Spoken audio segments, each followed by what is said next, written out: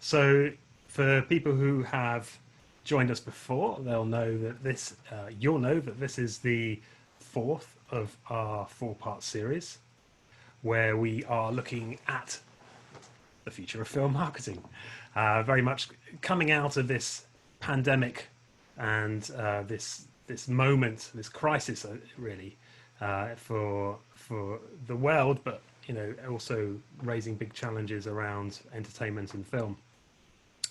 And the purpose of the series really was to help the industry to think about things that can be doing now, but also to very much be looking ahead and thinking about what things, what are going to be the medium and longer term implications of this for film. With all of the aim being how can we do things better, and how can we think differently about film marketing. My name is Alex Stolz. I'm head of film at usheru, and I also realised over this course of the webinar I haven't really introduced usheru particularly, so I thought I might take that a moment just to do that now, just because people might be thinking, who is usheru and why are they hosting the future of film marketing? Well, I think we think a lot about the future of film marketing. usheru, it's really come out. The company really came out of a question of how can we do things better, or how can we do things differently for film marketing. I worked in this industry for 20 years or so, and I know many people share the same frustration that film marketing is normally on a release by release basis. So you do your campaign, you build your audience, and then you release your film, and it's gone, right? And you have to start all over again, and that's crazy. It's particularly crazy in today's digital age, and really that's what we're looking to redress at usheru, to build longer term strategic solutions for film distributors, producers, studios. And the scale of those solutions differ, but the principle's still the same, which is all about helping you take back control of your audience and that relationship with the consumer. So that's a bit of background on usheru, and hopefully that explains why we're so interested in the future of film marketing. But on to today's panel. As I said, this is the fourth episode, and today we're firmly focused on the future. The title of this episode is Reimagining Film Marketing. We're reimagining it, and to do that we need expert thinkers from film and beyond. And I'm so delighted to welcome a very esteemed selection of panelists and experts here today. So I will briefly introduce them all now. We have Fred Bolza, who's a strategist and music industry expert. Hey, Fred. Anu Shah, who's CEO of ZAG, the Growth Consultancy.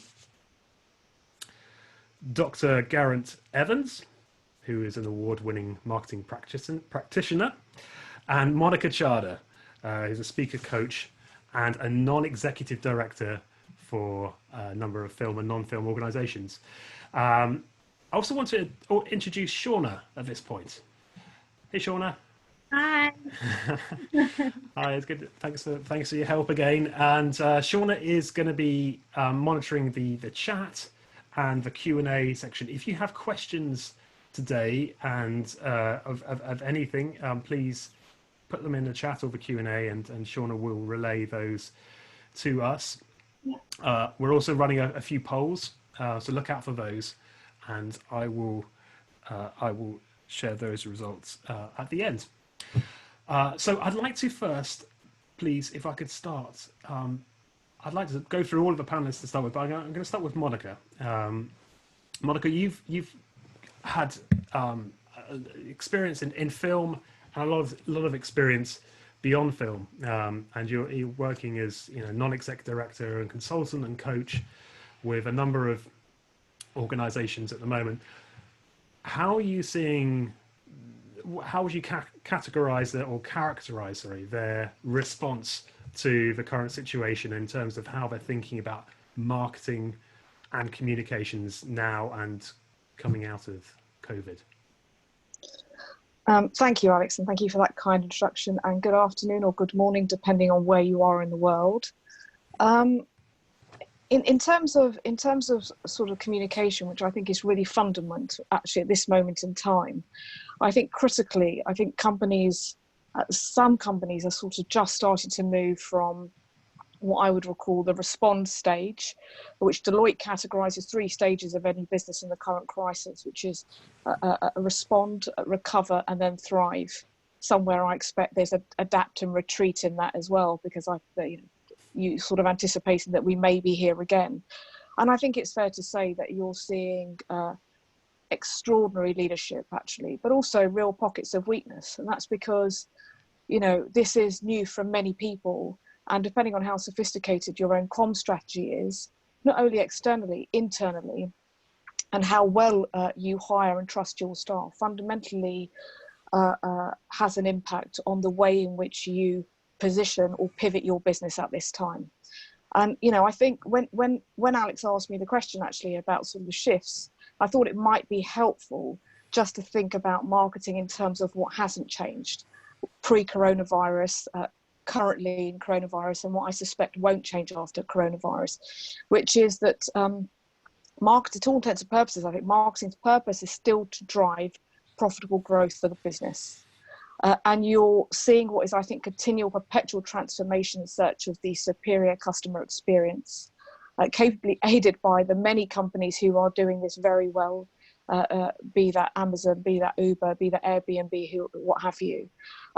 I do remember a few years ago, actually, when I was thinking about this presentation last week, I was sort of racking my brains for a quote, sort of the European cinema convention called Cine Europe, which Alex certainly will be familiar with.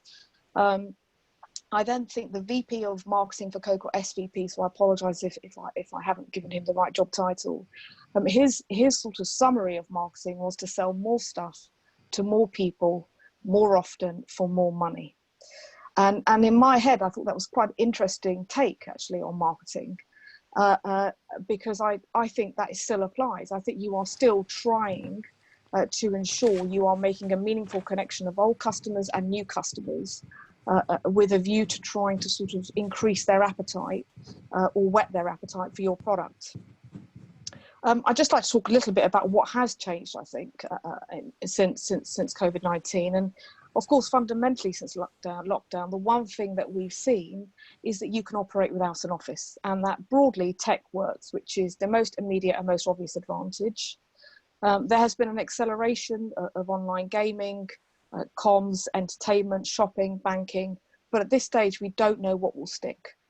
And I think that there are many people who have lots of opinions about this, but I'm sort of broadly of the view that having a professional skepticism about this and gathering your intelligence, but sort of you still have to see what will play out because we don't know. For example, there's been a 500% rise in puzzles. 8% of people are having more sex, lucky for them. And people are forced to do more activity at home. And of course, entertainment is key to that. One thing we are seeing, listening to the CEO of Ipsos, actually, one thing we are seeing, for example, is people who are stocking up on lots of tins of food, who perhaps didn't do so before coronavirus, are now have their cupboards full, and it is likely that actually pattern will continue based on trends. So we're seeing a very different high street. We're seeing a very different type of consumption, and it follows therefore that possibly if people are consuming lots of entertainment online, that very much will become part of their next normal, new normal, or whatever phrase you want to use. But I think the real marketing challenge, and I think this is certainly true for film distribution, it was pre-coronavirus, but is how to do more with less. And I think that applies even if you've got a very strong balance sheet, because I think companies will have to be thinking about behavioral assumptions. And the truth is, if you were looking at certain types of marketing and AI, for example, you're hedging your bets in the absence of data points. We don't really have the data for behavior in this period during a pandemic. So So actually, the way in which we are having to market to consumers means that the traditional types of marketing investment have for many companies gone out the window, because they cannot be certain that they will actually generate the positive returns, and perhaps the way in which they may have done before. So in a sense, what you're seeing with marketeers is the bold ambitions and the constraints that are sitting side by side, which actually quite excites me personally, because it sort of talks back to the sort of entrepreneur in me and being close to the gunfire when you actually don't have a lot and you dig really deep. I also think we're still having to think about applying some of the old tools, such as relationship marketing, loyalty programs, different customer behaviors, and applying that in a way that we have moved away from, actually, because we've become more sophisticated in terms of technology. But one thing I think is quite interesting in terms of diversity, by which I mean cognitive diversity, is that, we've often relied heavily on our agencies, and that has worked very well. But I think the shift change that I'm starting to see is the internality and externality at a board level, which is you are still obviously having to plug into your agencies, and you really need to be very flexible with them. But you're also looking far more internally within your organizations when you are launching a product, when you are thinking about a product. And that is because people from different backgrounds or different experiences simply ask different questions, and they also look at different opportunities. And so that I have really welcomed that. I've certainly seen that where, for example, I'm the deputy chair of the board of a university, and how we connect with different stakeholders, be that parents, be that students, be that media, whoever it may be. We're having to think more about how we engage internally and externally to shape that narrative. I will just say, actually, on a film example, which is relevant, I was coaching a particular individual, a black woman, working for an organisation that was releasing a film that had that she felt very closely aligned to, and she mentioned to me that she felt she could contribute a great deal to the marketing campaign, but she was in accounts, but she didn't feel that her voice was welcome. And I think for any marketeer, actually, or any leader, in fact, you are proactively and should be looking for gaps in your perspective, because actually that's when the magic can really happen, and the blockbuster moments can happen. But it was a great example. I also think what I'm starting to see in terms of a market shift, in certainly at a board level, is a next generation board, where you are starting to have a group made up of younger people aligned to boards. You've already got larger companies like Gucci and Deserve doing this. I don't know if the larger media companies are doing that. I would hope so, but if not, it's a great idea, whether you're a small business or a large business. And I would add to that, 10% of the global economy is employed in travel and hospitality, which is pretty terrifying when you think about cinema or restaurants, and to what extent people will be comfortable coming back to those environments. I suspect not anytime soon. And it's something for us to think about as we market with, to customers coming back to a hospitable sort of environment, be that cinema or what have you. I think what we definitely know is we don't know how we're going to come out. And then finally, I'd just like to make a few comments around the appointments in terms of marketing. And I think, look, again, we are still looking for experience-based judgments. We are still looking for individuals to understand how to convert data into useful information for decision making. But fundamentally, I think at the heart for me of any leader, but particularly a marketing leader, is how they map perspectives and data points. It's not only what they discuss, it's how they discuss it. And I think that, the truth of it is, in a rapidly changing environment in terms of technology, I think heads of marketing, their sort of technical experience, their technical competencies and people competencies are under dire pressure. And I think, when we're starting to look at the people competency, for example, you really want to see evidence of how people have led pre-coronavirus, but definitely during a coronavirus, and to what extent they have thought about empathy, mental health, whether they are calm in this moment, curious and connected. And I say that because I think this is an incredible moment in time to show the demonstration of your network. Networks are not built when you need them. And I think it's really interesting how visible people are, to what extent they are getting their staff to look outside of a sector to upskill and what have you.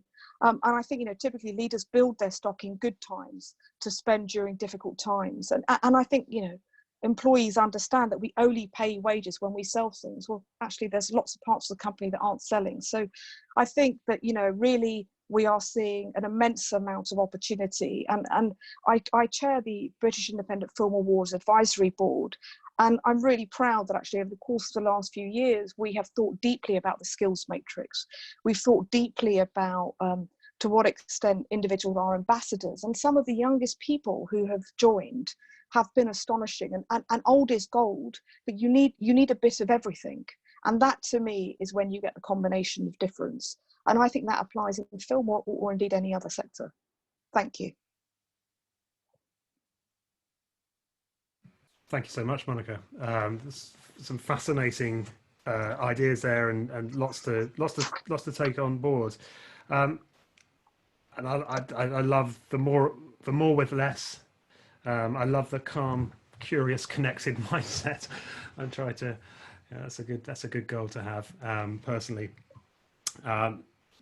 Anu, can I come to you, please? And you're also working on a well.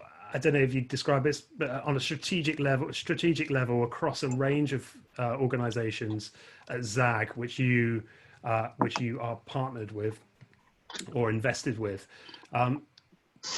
How are you finding, what are you seeing in terms of their collective or individual responses to the current situation? Well, I mean, first thing, as I mentioned, that I'm trying to bring a fresh perspective to this. I don't have an in-depth knowledge in the film industry itself, although we have made a couple of investments in that space.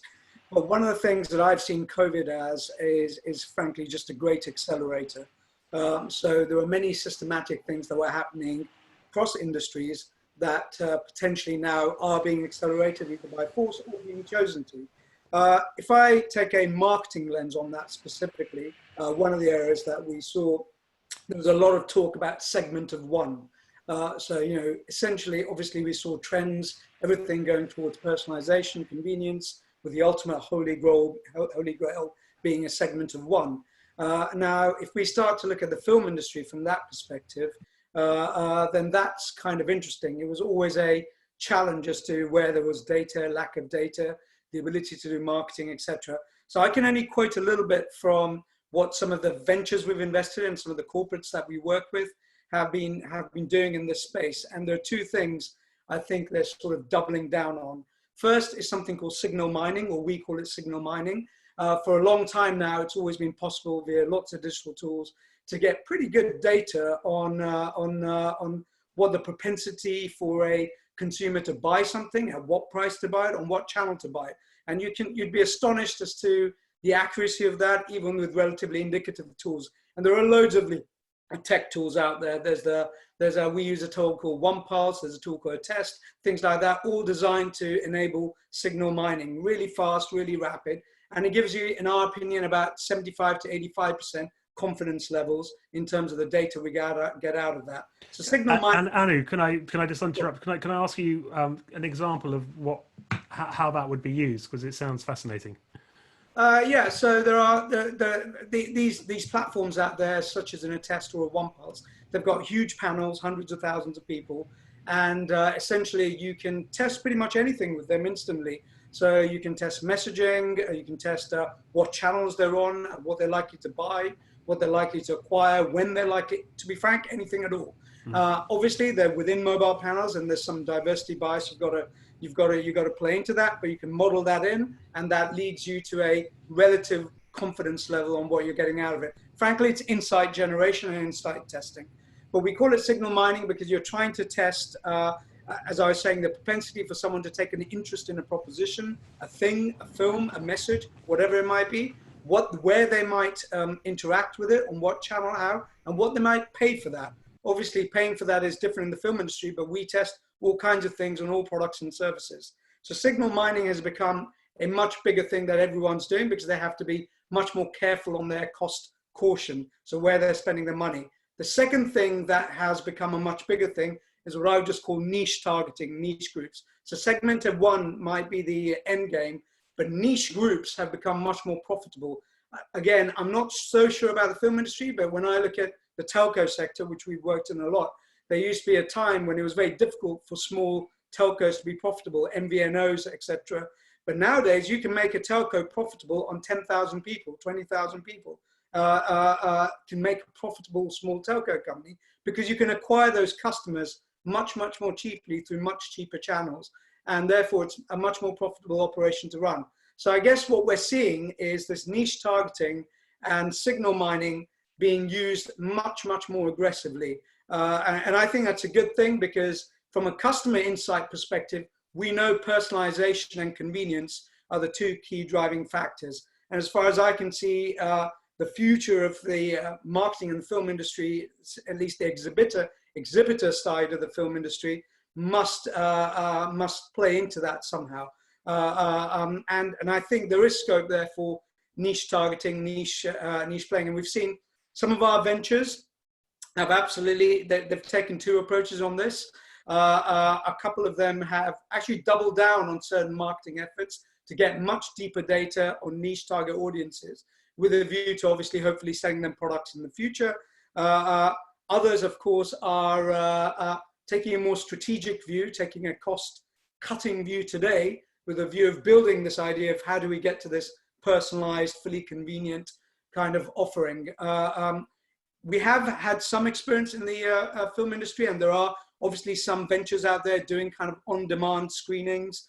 And of course, you know, again, I'm from the outside, but tourism has always been 80% of the capacity has been free, even with slightly diminishing numbers. 80% of that capacity has always been free. How can you use that capacity?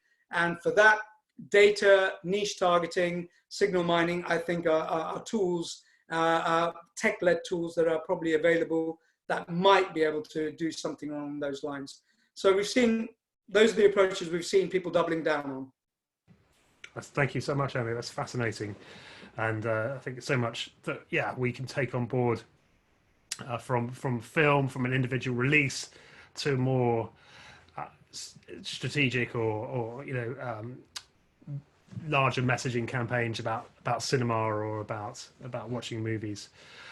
Geraint, let me jump to you if I can. You're our marketing expert on the panels. Tell me how you're, in terms of, working with your clients and on the projects you're working with, what do you echo, are you seeing similar trends there, what Anu's talking about? What are the things which are sort of really popping out for you?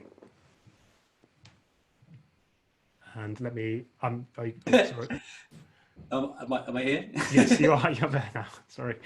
I mean, obviously, it's really hard to follow those two fantastic summaries of what's going on right now. I mean, I think I've got a lot of sympathy for companies and individuals right now. There's lots of schools of thoughts emerging. There's big commentators saying that things will go back to normal. That that we'll just get back to things how things always were.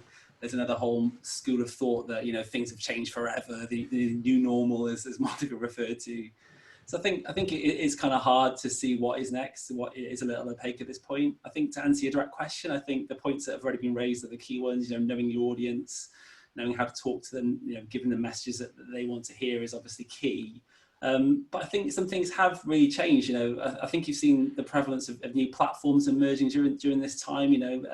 TikTok is a great example. We've certainly been talking about it for a little while now, but I think you've seen it, I'm sure, in all of your lives and all the people watching this webinar today. It's just very much kind of exploded into the mainstream. When people are posting it on their LinkedIn stream, that it's a serious thing, right? So yeah, I think to answer your question, a lot of sympathy for where people are, a lot of new trends that are emerging, but ultimately the fundamentals are the same. Know your audience, know what they want to hear from you, get to them as best you can. But obviously, I have a strong hope and a strong belief that those audiences will want to get back to the cinema. They will want that incredible customer experience, that incredible experience. So I'm very hopeful about what comes next. What are you seeing, just in more general terms, about in marketing at the moment? What are the sort of Anu talks about how COVID has accelerated some of things which are already at play. Do you see, in terms of, for example, like influencer marketing, has that been impacted? Is that picking up more pace? What are the big sort of trends you're seeing right now? That's interesting. Well, influencer marketing is another great example of two different opinions, right? I mean, you can see 100 blogs a minute and 100 posts a minute, prophesizing that it's over. There's no such thing as influencer marketing, it's dead. And then you can see the same set of posts that say, it's the future. It's, it's the one of the main channels moving forward. So I think the thing about influencer marketing is, again, as it's already been raised, really eloquently by a new moniker, is that you need to know your audience. And if influencers can help you reach a certain type of audience or a certain niche of audience, then I think they're definitely something for companies to explore. I think in terms of trends that we're seeing, there's been some quite interesting communication from a lot of big brands during this time. I saw a great post from KFC, who obviously have a long history and track record in doing some quite incredible content and messaging to their customers. But I saw one where they were asking their customers to not litter in the UK, for example. They'd taken a picture of, I think one of their restaurants had reopened, and they'd noticed there had been a number of littering episodes around it. But actually really addressing that, really tackling it head on, and really asking people not to do that. I thought that was really, really, really interesting. So I think a lot of brands are having to find their feet in how they communicate and how they address this current situation. So again, I think it's a kind of a case of just knowing your audience and knowing how they want to be spoken to by you. Now we've just, I think our first poll or second poll is now closed. Just to feedback on that, we asked you, do you think there's going to be greater consumer appetite for film as we come out of the pandemic than there was before? And it's fair to say we haven't got a clear signal on this one. So it's 34% of you think that yes, there will be more demand. People want new stories and entertainment. 24% think there will be less. Everyone's got streaming fatigue and won't be in a hurry to go out to theatres. And then the remainder are, I'm not sure what's going to happen because everything is so crazy right now, and that's completely understandable. Fred, let me jump to you now. Your experience in music over a number of years, but I know you've recently been working on a project looking at the impacts of COVID on entertainment, and I wondered if you could just share a few thoughts. Yeah, I mean, I think I'm probably going to be building on the advantage, I suppose, of going last. I'll be building on some of the things that have already been said. But I mean, the project that I'm looking at basically is a reaction to the fact that what we've been seeing, what I've been feeling is a lot of supply side anxieties, industries freaking out about what they should be doing, could be doing, might be doing, need to be doing, and the music industry is, as ever, always very happy to jump into that frenzy of neuroses whenever possible. But ultimately, what I find really interesting is most of it is a blend of hope, fear, and dreams, and virtually none of it is based on any actual pause, stop, reflect, look around you, and understand. And so the purpose of the project that I'm working on at the moment, which is with a number of other partners, is to actually look at very large data sets and try and understand sentiment in general, not just specifically within our echo chamber of the music industry or the film industry. Because to be honest, if we've understood the value of what essential workers are over the last 9 or 10 weeks, we've also understood the value of what is non-essential work, which is pretty much 75% of everything if you're working in a service economy like us. So I've found it a very, very life affirming to realize that most of what I do is totally pointless.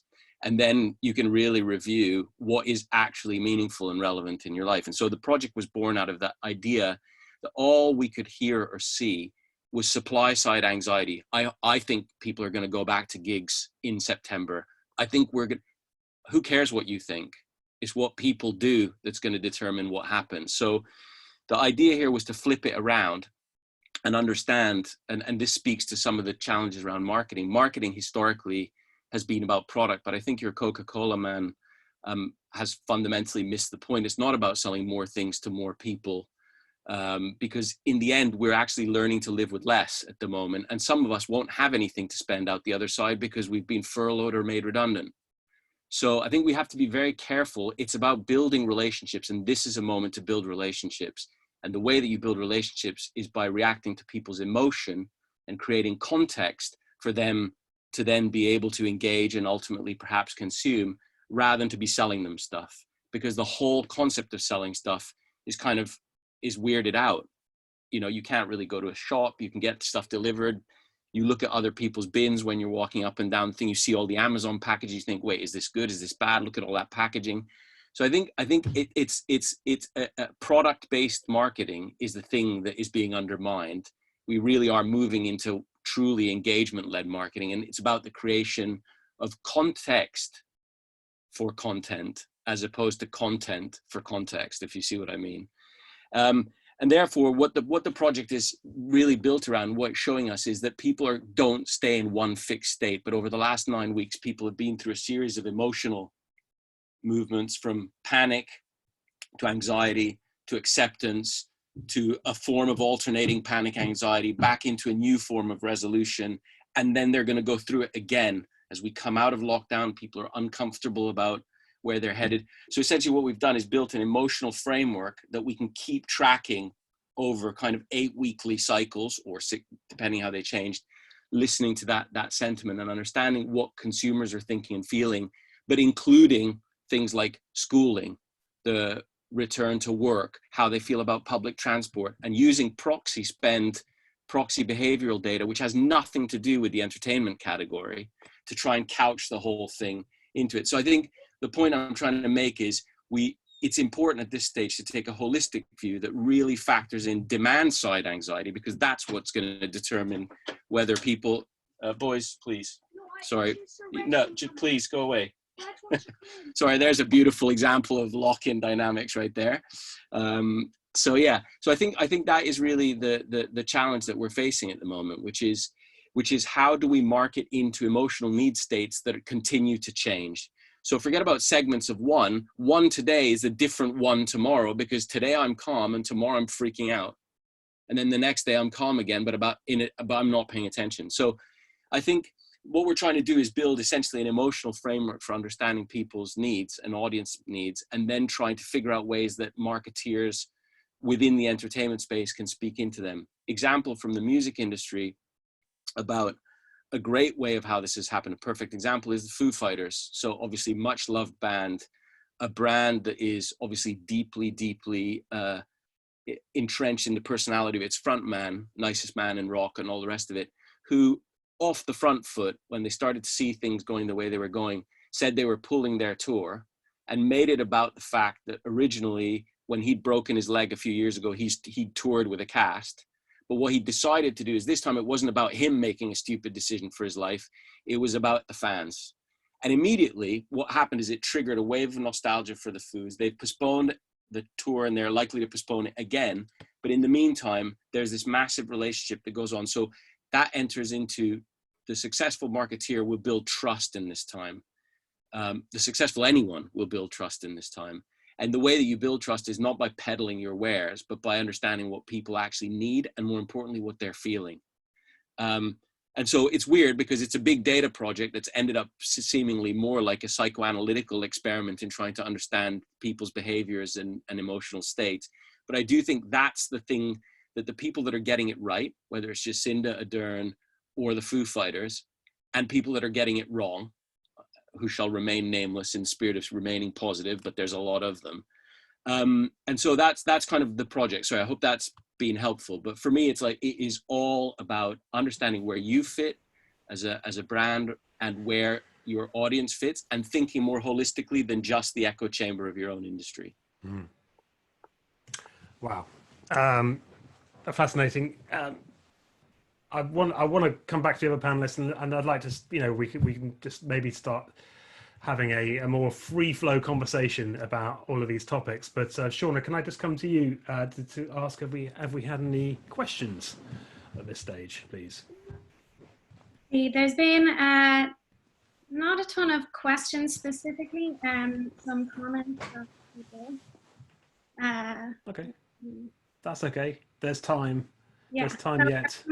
Can put their comments into the chat box or into the Q&A box for sure. and we'll be keeping an eye out. Yeah, we've still got we got our latest poll running, which is what's the biggest challenge for film going forward, and I think I'll probably add a few more if I could, having listened to the panelists so far. But if you haven't done that, please do so when you want to, guys. Let me come back to you. Gosh, where next? Would anyone like to respond? I guess to as Fred spoke last. What this terms of emotional, looking much more about the emotional response to people at the moment. How can we do that? I guess on a practical level when we're thinking about, as a distributor, I've got some films coming up. I need to release them. I need to make some income. Cinemas are still closed. How am I going to, what's the best way to cut through at this time? Can anyone sort of respond, thinking about on a practical level?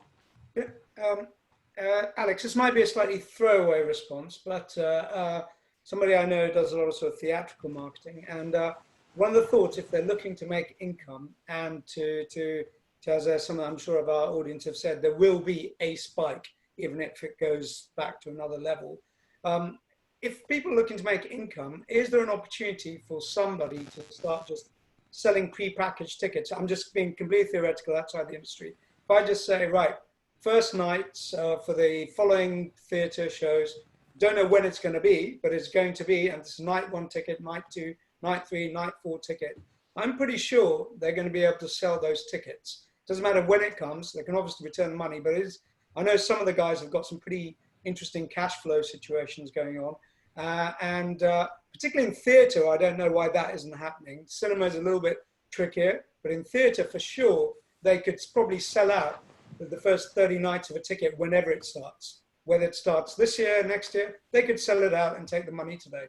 So there's some real pragmatic things like that. I wonder if they can start engaging with audiences even before the before things come back on stream. Yeah. Yeah, it's engaging in people's sort of. Do you think it's trying to get people to support the sector in a way as well? In effect, yeah. In effect, that's what we're doing. You're trusting them. We're trusting that this is going to happen. We believe in this. When it happens, we'll go to it, and that's great, And I guess this sort of, it's not exactly crowdsourcing because ultimately the income is coming into the people. But anyway, just a thought as to how maybe there's ways of advancing cash flows. Alex, can I just respond to Anu, if I may? Because I think it's a really useful insight. I think I've certainly seen it in other sectors. I've seen a sort of a very high-end restaurant sell vouchers so that when eventually the restaurant opens, they've got more cash, but actually that cash is going towards their staff, who typically would have made a significant portion of their income through tips. But it's a very skillful way of connecting with your audience.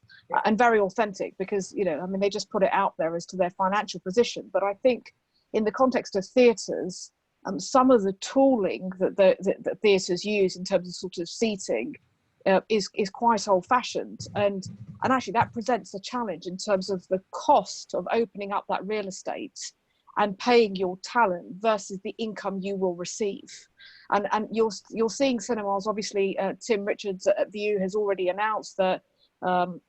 They are deep into sort of retooling at View, and it remains to be seen what that looks like. But you can imagine if you're an everyman, or that's a boutique cinema in the UK with, I think, 15 odd sites or so. But if it only sort of seats 50 odd people, and you go to 25, and you're struggling to serve food and drink, where you make a significant portion of your revenue, actually you've got a real challenge on your hands.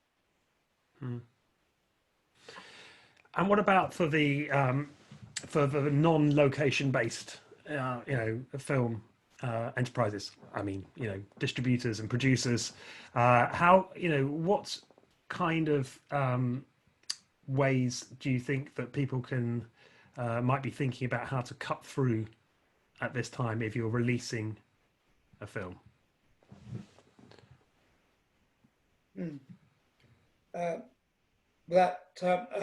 Sorry, you struck another thought for me, Alex, is the idea of digital scarcity.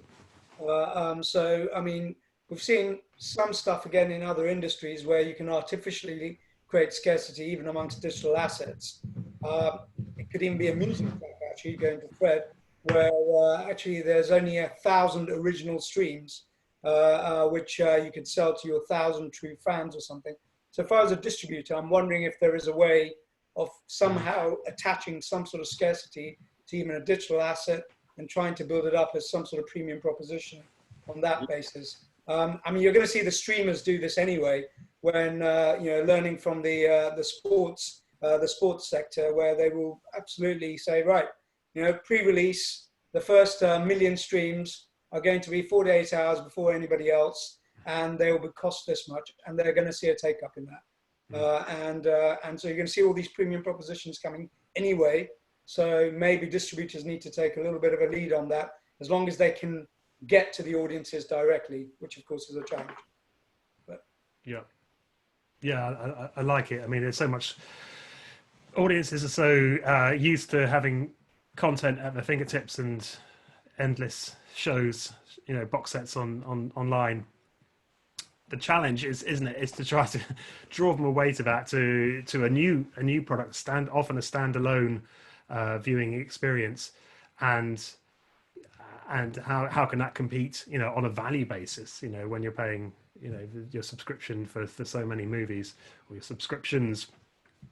So I think that's a really interesting technique. Fred? One thing I would say, though, I'm certainly seeing this a lot in music, is there's probably two categories of actions, and the examples that have just been given kind of fall into both. Some of the things are, shall we call them, short-term coping mechanisms. So, I'm working with an artist, his tour's being cancelled.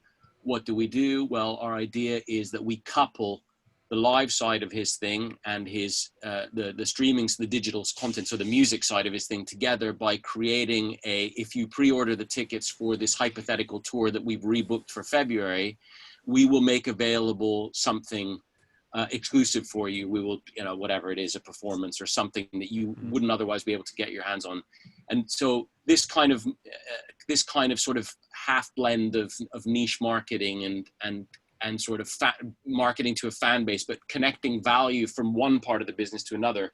But that leads to the second thing, which for the music industry is quite radical change, which is historically you've had all these buckets about how you promote something. So you release an album, you get your press and your TV and your promo set up, you then announce a tour to them. And there's a whole thing where the real world and the digital world intersect with each other. And that's now all gone away. And so what it's also doing is forcing a massive reevaluation of the streaming model and how it pertains to artists. So there's a huge campaign going on in the UK right now to get the terms changed, because the artists that are fundamentally responsible for driving all the subs that then the Spotifys and the Apple Musics and the titles, etc., are able to service, feel that they're underpaid. And as soon as you remove the entirety of one of their revenue streams, which is the live revenue stream, suddenly the extent to which they are exposed on the digital side of the economy is shown.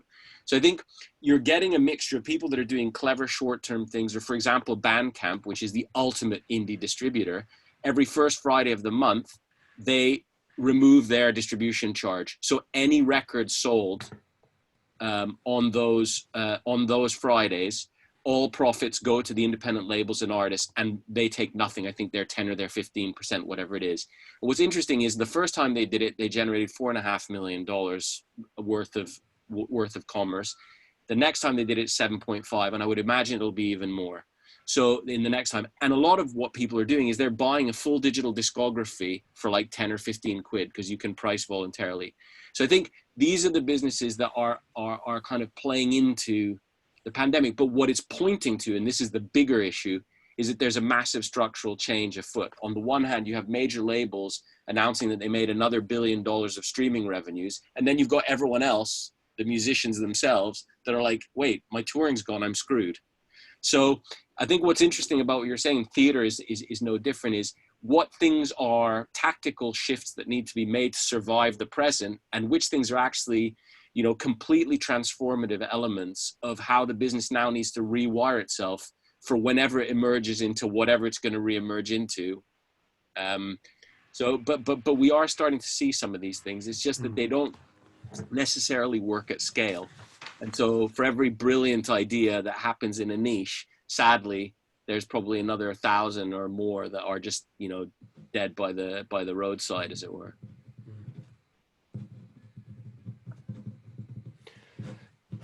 Geraint, we had we just ran a poll, and everyone we just ran a poll, which said that the results were the biggest challenge people were facing. If I'm not mistaken, I've lost it now, but was to cut through, as in there's so much noise out there. How can you get your message across to audiences? Where are you seeing that there's people are achieving some effective communication? Is it about these kind of things that Fred and Annie are talking about, where you're having more of you're trying to create more of an emotional response with the customer? I think it is important to do, you know, more than important. It's essential to create that emotional connection for all the reasons that the panelists have said. You know, I think people just want to see you being authentic. You know, they want to see you connecting to them and talking to them in a way that they can, you know, really believe is yeah, as I say, well, you know, authentic and real. But I think that's absolutely massively important. I think we've seen online people leaping on anything negative, you know, or positive sometimes, but, you know, people take to social media in a massive volumes, you know, bigger than ever before, to make their opinion clear and known about different brands, ideas, any problems they've had, you know, different political issues that are going on in various countries. So I think what's really essential is, again, is having that literacy and understanding it as a brand or any part of the film industry. You know, a great point that Monica made earlier around this kind of need for literacy and digital literacy and understanding this. I think that's at the heart of this for marketeers that are watching this webinar, are looking to really kind of come out of this strongly and recover those audiences and, you know, push that experience moving forward, is just to really understand these things, you know, upskill themselves, you know, get qualifications, you know, take courses, learn more about the concepts that the panelists have really eloquently talked about today, you know, data, digital, customer experience, all these points. You know, now is the time for our industry to really, you know, embrace it and learn and make sure they're using this time to learn as much as they can. Well, you're preaching to the converted, Geraint, from our survey, because 82% of the attendees today have taken this time or used this time to learn new skills, to upskill. So well done, everyone. And Monica, we talked about asking better questions. You know, as marketeers, as business owners or entrepreneurs, we need to be asking better questions. And I wondered if you could just elaborate a little bit more about that and what you think that might mean to you know, for a film company. I mean, what I would say to that is, I guess, sort of thinking about it from a, you know, certainly when I sort of think about, you know, board positions, at the front of my mind is when you walk into the offices of EY in London, right at the front it says, the better the question, the better the answer. And why I think that is relevant in all facets of business, actually, is because, you know, we have natural biases, right? We you know, we are the sort of total sum of our learnings, and in some sense, you know, we're not going to be able to learn everything, and hence sort of my reference point about people, different backgrounds, different experiences, different connections. And I think that, you know, when I have sort of spoken to some film distributors, I sort of remember even years ago when I was working at an independent film distributor, Metrodome, actually when we didn't even have a lot of money, we were, I think to some extent, just more bolder in terms of talking, and not it's not vulnerability, but actually it's also almost quite sort of courageous, really, talking to anybody and everybody who would listen to what our challenges were. And actually from that you could discover an opportunity. If it's a bit like the example that I gave where this female, there's obviously been quite a bit of chat about diversity, and I often get approached about diversity in the sector of one of I guess only a handful of non-white leaders I guess in the sector, which I find really interesting, because when you think about entertainment, it is not specific really to one category. It's a bit like the pandemic actually. It will touch anybody and everybody, and it just depends on your wiring or your algorithm as to how you will react. And I think that from my perspective, I think when we are as leaders, when we are really thinking about who we are asking about why a film or product might be successful, it's almost sometimes I do this at a board level, which is quite interesting, is get two different sides of the table to take a different position. And on one side, on the right hand side, you'll get part of the board to argue for, and the other half you'll get the board to argue against. And so you're asking them to actually be far more probing, and I think even something as engaging your colleagues within the organization, because I still think we operate in a siloed environment. We still have sales, we still have marketing, we still have IT, blah, all of it, but the truth of it is we're far more connected than not, and particularly I think in terms of technology and marketing. And there are such great tools, McKinsey, Harvard Business Review. So much of this stuff isn't brand new, but I find it interesting that a lot of people don't particularly seek it out, and they rely solely on their agencies to be their source of knowledge, which I think is a missed opportunity.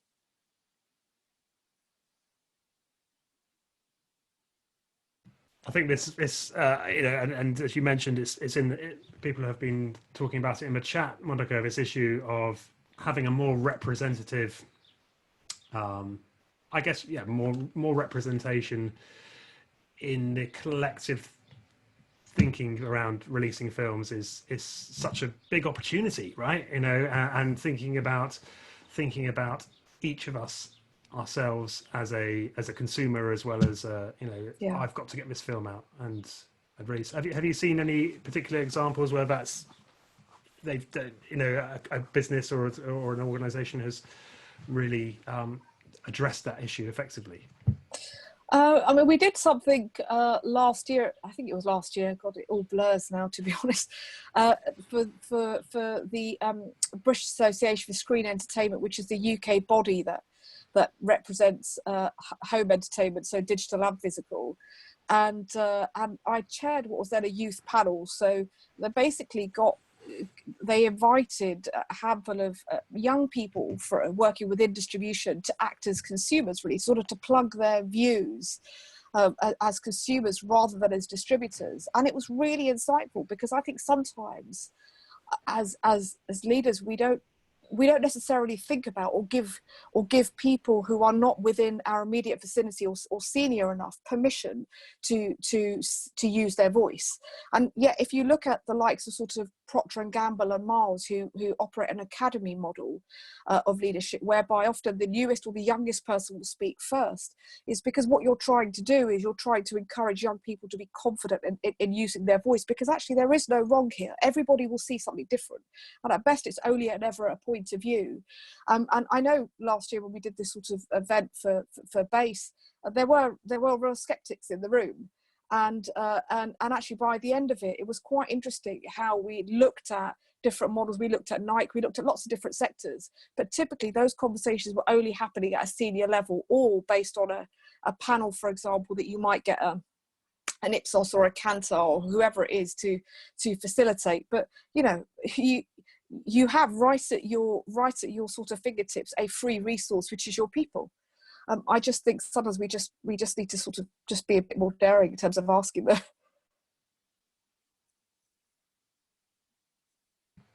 I'd like to ask each of the panelists to suggest one action that they would recommend that the listener or watcher, the attendee, might consider going forward as a business owner, as a producer, as a film marketeer. What one action should they take on board today?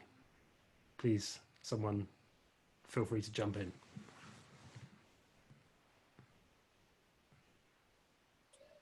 Alex, can I give two and be really cheeky? And my first point was to be a lifelong student. I think in your sector, I sort of computer scientists say garbage in, garbage out, but equally that applies of excellence in and excellence out, and to be really widely read around your area and looking at other sectors, because I think it's incredible what can be learnt. And I guess the second point for me is I think to give your people stretch assignments and encourage them to, you know, even for young people to join boards. Nobody is ever too young to join a board. You know, right now we see so many charities struggling. I see HR, I see IT, I see marketing.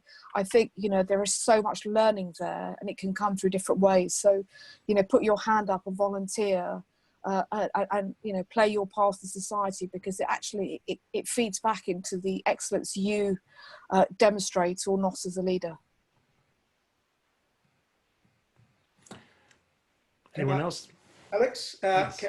I'll try and give I guess a very, very pragmatic one. If I was a distributor of an asset or something like that, is there I mean, something obviously distributors do anyway, but right now, with the view of getting people back into the cinema, is there something I can do to sweeten the deal? I think in any case, just to get people out of the habit of streaming, we're going to have to enrich the package of the cinema ticket, if you can call it that way, whether that's food thrown in or something like that. So maybe as a distributor, I'd look to partner with a proper corn or something like that to try to figure out how to get something that's a little bit different, very tactical, very short term.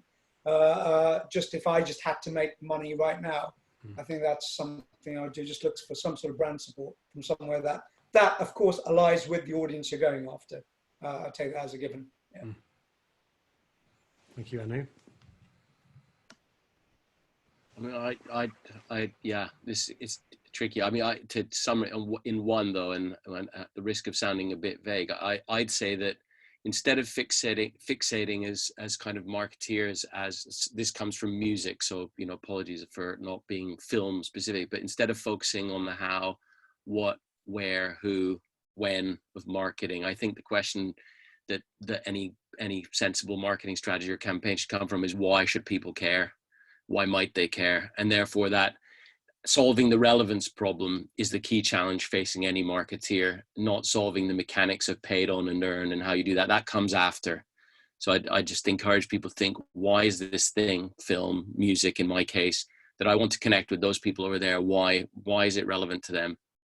Why should they invite it into their lives? I think if you start by answering that question, you sweep in a lot of the others.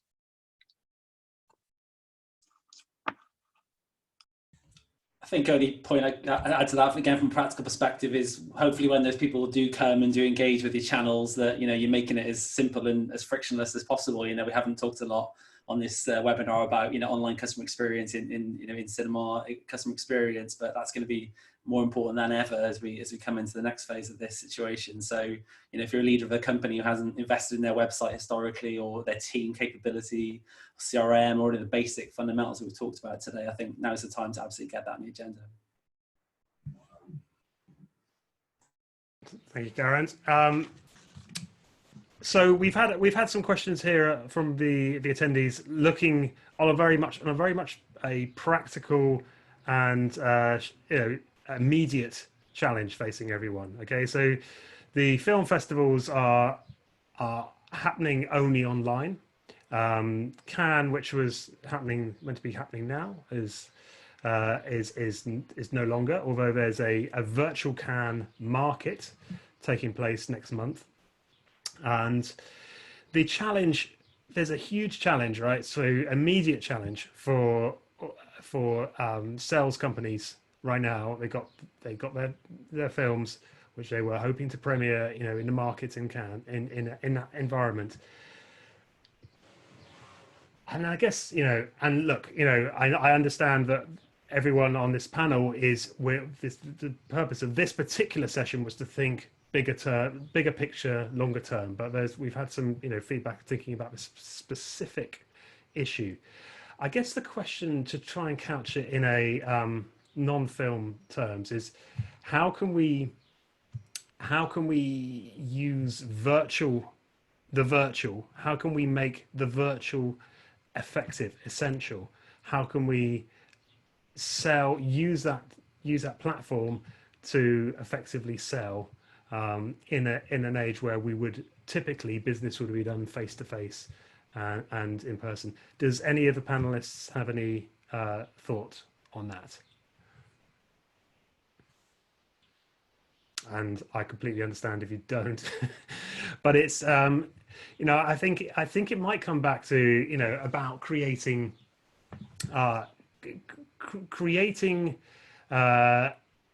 it's I think a lot can probably come back to thinking about this emotional side of things, thinking about what your buyer is, what's their state right now, what's their mentality, why are they looking for products. It's not as effective working in a situation where you can meet them for coffee or go for drinks at the Grand, but putting yourself in their position and thinking about what it is they're looking for and then responding accordingly. That would be my response. Anu, you've unmuted yourself. Alex, so I was just trying to understand. The question was, how do I sell my product when film festivals don't exist in a virtual environment? Yeah, so there's no physical film festivals. There are some virtual film markets, business to business markets. It's a B2B question, and it's thinking about how that part of the value chain in film from sales to distribution, that selling process, can be effective now. So I guess in the lack of, I go back to, I guess, where it started in terms of pre and post COVID, in that if with the lack of a physical presence, a emotional sales presence, the only thing I would try to figure out, how do I validate that this my product is going to cut through, to the point Fred was making, some way of showing its emotional relevance, some way of showing some sort of data validation, some way of showing, and we've got this on board or something. I can't think beyond data how else you're going to be able to validate to a potential buyer that this is going to work. I mean, that would be, if I was an individual product owner, I think that's the only thing I can think of, is finding some way of de-risking it for a buyer who has to now buy it virtually, in effect. Then I need some other way of de-risking it. And that emotional point, I think, would be taken as a given. But I think, I'm not sure what else. I mean, I think it's a huge challenge, and it's about without the film festival there's none of that buzz, right? And so it's very much about how can you compensate for that buzz through other techniques and other channels, I suppose. It's obviously a huge challenge, but hopefully there's been some interesting and relevant thoughts today. We've come to the end of our session, so I'd like to say thank you very much to all of our panelists for joining us, and thank you for all of attendees for also participating. This, like all of the other episodes, will be available to share online. And so, thank you very much. We will we'll follow up to everyone in an email as well with all of the links for the different episodes. So thanks again for joining, and see you soon. Thank you. Thank you.